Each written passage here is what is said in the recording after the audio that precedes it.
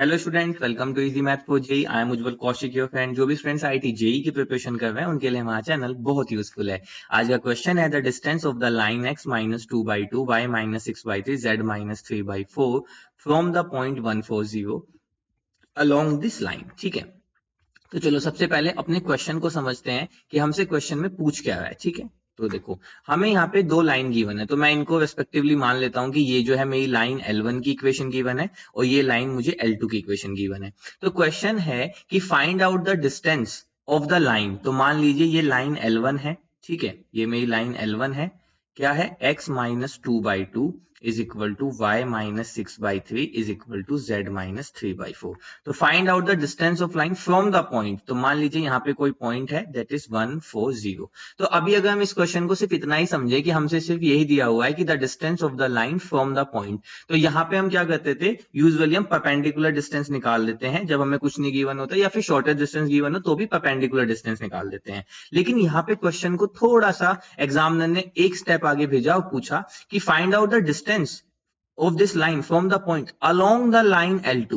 अब along the line L2 कहने का मतलब क्या हुआ कि जैसे मान लीजिए कि लाइन L2 कुछ इस तरह की है, ये लाइन L2 है, तो अब मुझे जो डिस्टेंस निकालना है ना वो इस L2 के पैरेलल जो लाइन है, L2 के पैरेलल में एक लाइन ड्रॉ करता हूं।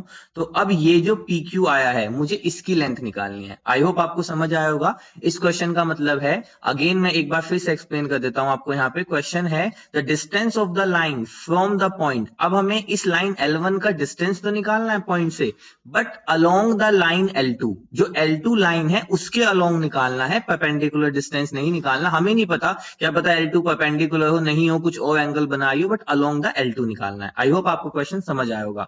अब देखो इस क्वेश्चन को सोल्व करने के दो तरीके हैं।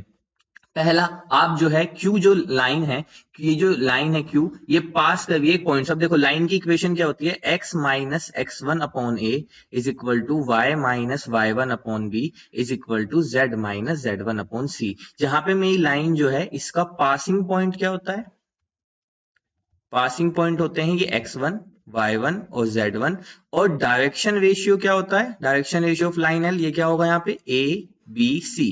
अब ये जो लाइन है आपकी PQ, अगर आप ध्यान दें तो ये पास कर रही है इस पॉइंट से 140 से, तो बेसिकली ये तो हो जाएंगे x1 y1 z1, और उसके बाद इसके डायरेक्शन रेशियो क्या हो जाएंगे, वो सेम डायरेक्शन रेशियो हो जाएंगे जो डायरेक्शन रेशियो मुझे L2 के गिवन है, क्योंकि हमने उसके पैरेलल ही वो लाइन ड्रॉ की है, पैरेलल ड्रॉ की है, तो उनके डायरेक्शन रेशियो सेम होंगे। तो इसलिए यहां से मैं लाइन की इक्वेशन लिख सकता हूं PQ की।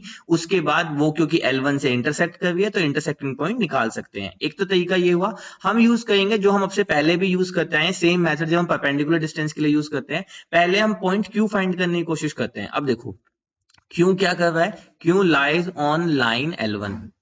ठीक है, अब L1 पे कोई पॉइंट मानना हो तो उसको इक्वल टू लैम्डा कर देते हैं। तो यहां से Q के कोऑर्डिनेट कितने आ जाएंगे, Q के कोऑर्डिनेट आएंगे 2 lambda plus 2, 3 lambda plus 6, 4 lambda plus 3। ये आ गए Q के कोऑर्डिनेट। अब मुझे पता है यहां से कि ये जो PQ है, अब यहां से अगर दो पॉइंट हो, जैसे मान लीजिए line segment A be given है, ए के कोऑर्डिनेट है x1 y1 z1 और बी के कोऑर्डिनेट है x2 y2 z2।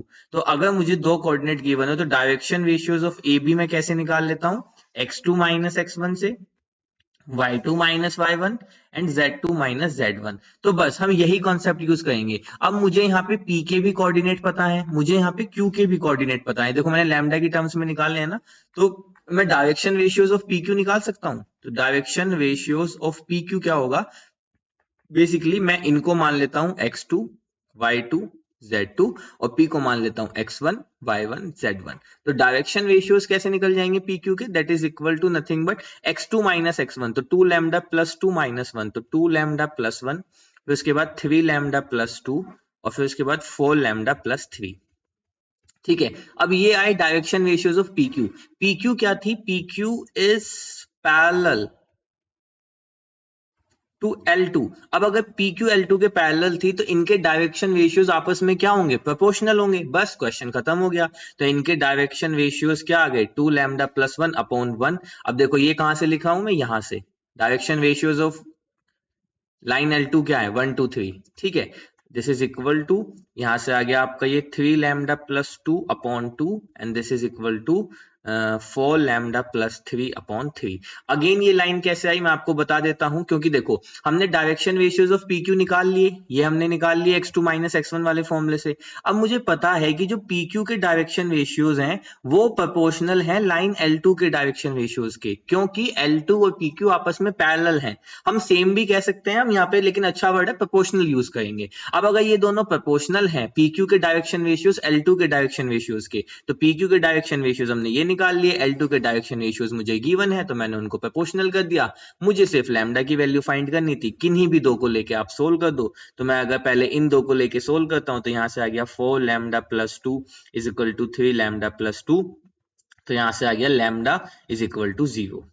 ठीक है, अब देखो ये लैम्डा इक्वल टू 0 इस इक्वेशन 1 को अगर मैं 1 के तो सेटिस्फाई है, लैम्डा 0 रखेंगे तो 1 बाई 1, 2 बाई 2, 3 बाई 3, तो लैम्डा की वैल्यू आ गई 0। और जैसे ही लैम्डा की वैल्यू 0 आई मुझे क्यू कोऑर्डिनेट मिल गया, क्यू क्या आ गया 2 6 3, तो क्यू का जो कोऑर्डिनेट आ गया वो आ गया 2 6 3। ऐसे ही हम जब फाइंड करते हैं जब हम परपेंडिकुलर डिस्टेंस निकालते हैं तो वो मेथड सेम है, इसलिए मैंने सोचा कि इसी पैटर्न को आगे लेके चलते हैं। तो देखो अब P मिल गया, Q मिल गया, अब मुझे क्या निकालनी है उनके बीच की डिस्टेंस। तो अब तो आप जानते हैं, अब तो जेई का बच्चा बच्चा जानता है पी क्यू के बीच की डिस्टेंस निकालना। तो चलिए पी क्यू के बीच under root of x2 minus x1 का स्क्वायर, तो 2 माइनस 1 का स्क्वायर तो यानी कि 1, प्लस 6 माइनस 4 2 का स्क्वायर यानी कि 4, प्लस 3 माइनस 0 3 का स्क्वायर यानी कि 9, तो यहाँ से ये आ गया अंडर रूट 14।